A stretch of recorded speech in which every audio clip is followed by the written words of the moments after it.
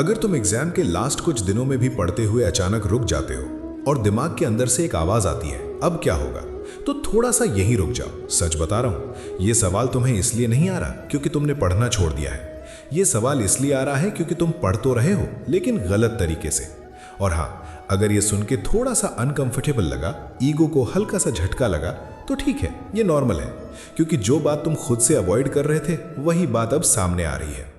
तुम मेहनत कर रहे हो, घंटों लगा रहे हो, फिर भी अंदर से कॉन्फिडेंस फील नहीं हो रहा। इसका मतलब ये नहीं है कि तुम वीक हो, इसका मतलब सिर्फ इतना है कि तुम पढ़ तो रहे हो पर टॉपर की तरह नहीं।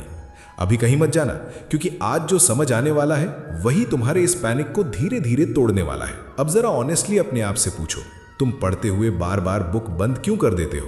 कभी मोबाइल उठता है, कभी यूट्यूब खुल जाता है, कभी किसी दोस्त को मैसेज चला जाता है, तेरा कितना हो गया? फिर जब वो बोलता है मेरा तो ऑलमोस्ट कंप्लीट है, तो एक अजीब सी घबराहट और बढ़ जाती है। तुम फिर से सिलेबस खोलते हो पर दिमाग कहीं टिकता ही नहीं। कभी लगता है ये चैप्टर छूट रहा है, कभी लगता है वो वाला वीक है। इसलिए तुम एक टॉपिक से दूसरे टॉपिक पर घूमते रहते हो, जैसे पूरा सिलेबस एक ही दिन में खत्म करना हो।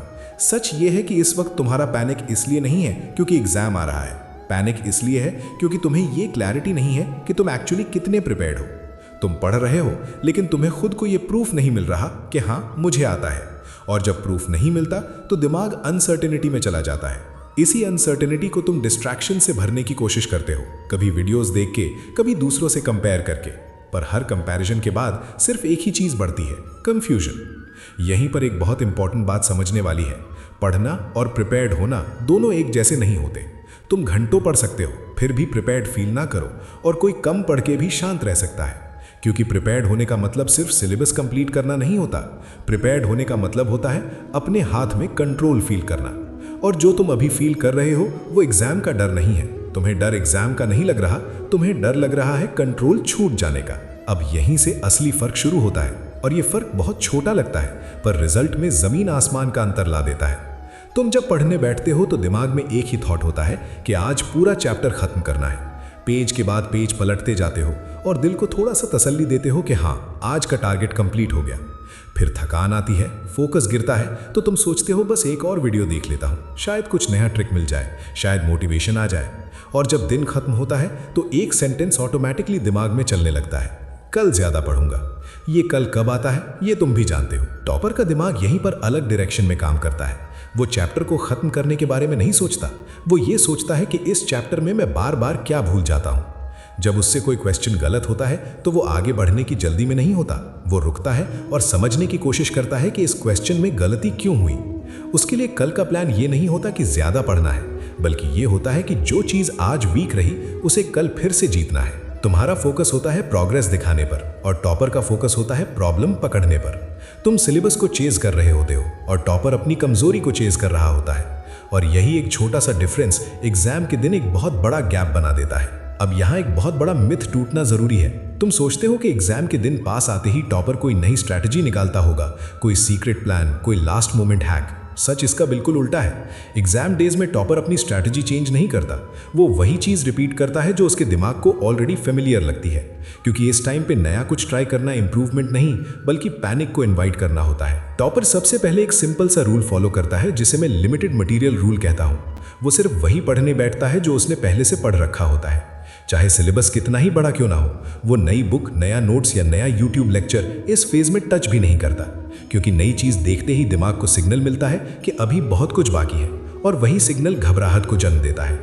एग्जाम के दिन सीखने के नहीं, एग्जाम के दिन याद रखने के होते हैं। जो चीज पहले से थोड़ी थोड़ी आती है टॉपर उसी को पकड़ के स्ट्रांग बनाता है, ना कि बिल्कुल नई चीज को चेज करता है। फिर आता है दूसरा लेयर जो बहुत लोग इग्नोर कर देते हैं, और वही सबसे ज्यादा कंट्रोल देता है। टॉपर पढ़ते वक्त बुक खोल के बस लाइंस नहीं देखता, वो अक्सर बुक बंद कर देता है और खुद से सवाल पूछता है, कभी दिमाग में, कभी धीरे से बोलकर, जैसे अपने आप को टेस्ट कर रहा हो।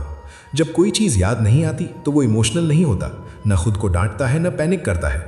वो बस उस जगह एक छोटा सा निशान लगा देता है, मतलब यहाँ काम बाकी है। उसके लिए गलती का मतलब फेलियर नहीं होता, गलती का मतलब होता है पकड़ लिया। और जो चीज़ पकड़ में आ गई उसे सुधारना बस टाइम का गेम होता है। तीसरा और सबसे अंडररेटेड लेयर है काम कंडीशनिंग। टॉपर हर रोज लगभग एक ही जगह, एक ही टाइम और एक ही रूटीन में पढ़ने की कोशिश करता है। ये कोई कोइंसिडेंस नहीं होता, दिमाग रूटीन को सेफ्टी के साथ जोड़ लेता है। जब तुम रोज सेम एनवायरनमेंट में बैठते हो तो ब्रेन ऑटोमेटिकली रिलैक्स मोड में चला जाता है, क्योंकि उसे पता होता है कि ये फेमिलियर है और जहां सेफ्टी फील होती है वहां पैनिक टिक नहीं पाता। इसलिए टॉपर के लिए पढ़ना एक बैटल जैसा फील नहीं होता, बल्कि एक नोन प्रोसेस जैसा लगता है जिसे वो रोज जी चुका होता है। यही सिस्टम है जो टॉपर को एग्जाम डेज में शांत रखता है। ना कोई मैजिक, ना कोई शॉर्टकट, सिर्फ फेमिलियरिटी, क्लैरिटी और कंट्रोल। और जब कंट्रोल हाथ में होता है तो पैनिक अपने आप पीछे हट जाता है। अब यहाँ एक सच ऐसा है जो शायद तुम पहले कभी इस एंगल से नहीं सोचा होगा। टॉपर ज्यादा इंटेलिजेंट नहीं होता, वो तुमसे ज्यादा स्मार्ट पैदा नहीं हुआ होता। फर्क सिर्फ इतना होता है कि टॉपर ज्यादा डिसाइडेड होता है। उसे क्लियर होता है कि उसे क्या करना है और उतना ही इंपॉर्टेंट क्या नहीं करना है। जब तुम डिसाइड नहीं होते तब तुम्हारा दिमाग हर चीज के लिए ओपन हो जाता है। हर नोटिफिकेशन इंपॉर्टेंट लगता है, हर वीडियो यूजफुल लगती है, हर किसी की बात रेलेवेंट लगती है। इसलिए थोड़ा सा पढ़ने के बाद ही फोकस टूट जाता है। तुम्हें लगता है तुम डिस्ट्रैक्ट हो रहे हो, पर असल में तुम डिस्ट्रैक्ट नहीं हो, तुम बस डिसाइड नहीं हो। टॉपर ने पहले ही अपने दिमाग को एक बाउंड्री दे दी होती है। ये टाइम पढ़ना है, ये चीज रिवाइज करनी है और बाकी सब इग्नोर करना है। इसलिए उसका फोकस स्ट्रांग दिखता है, नहीं इसलिए क्योंकि उसके पास सुपर पावर है, बल्कि इसलिए क्योंकि उसके पास क्लैरिटी है, और क्लैरिटी आते ही दिमाग शांत हो जाता है। इसलिए याद रखना, एग्जाम में जीत इंटेलिजेंस से नहीं होती, एग्जाम में जीत डिसीजन से होती है। जब तुम डिसाइड हो जाते हो तो डिस्ट्रैक्शन अपने आप कम हो जाता है। अब एक गहरी सांस लो और थोड़ी देर के लिए रिजल्ट का ख्याल साइड में रख दो। सच ये है कि तुम्हारा काम ये सोचना नहीं है कि एग्जाम के बाद क्या होगा, मार्क्स कितने आएंगे या लोग क्या कहेंगे। ये सब चीजें तुम्हारे कंट्रोल में कभी थी ही नहीं। जो चीज तुम्हारे कंट्रोल में है वो सिर्फ ये पल है, ये मोमेंट जहां तुम अभी बैठे हो, और वो काम जो इस वक्त तुम कर सकते हो। जब तुम अपना ध्यान रिजल्ट से हटाकर प्रोसेस पर ले आते हो तो मन धीरे धीरे शांत होने लगता है। जरा सोचो, जब तुम बिना घबराहट के, बिना जल्दी के बस अपना काम करते हो तो चीजें अपने आप फ्लो में आने लगती हैं। यही कर्तव्य होता है, अपनी जिम्मेदारी को पूरे मन से निभाना, बिना ये सोचे कि आगे क्या मिलेगा। जो इंसान अपना कर्तव्य शांत मन से करता है वो सिर्फ एग्जाम में नहीं, जिंदगी के हर फेज में आगे बढ़ता है, क्योंकि उसका फोकस बाहर के शोर पर नहीं, अंदर के कंट्रोल पर होता है। इसलिए अगर आज तुम पैनिक फील कर रहे हो तो खुद को वीक मत समझना।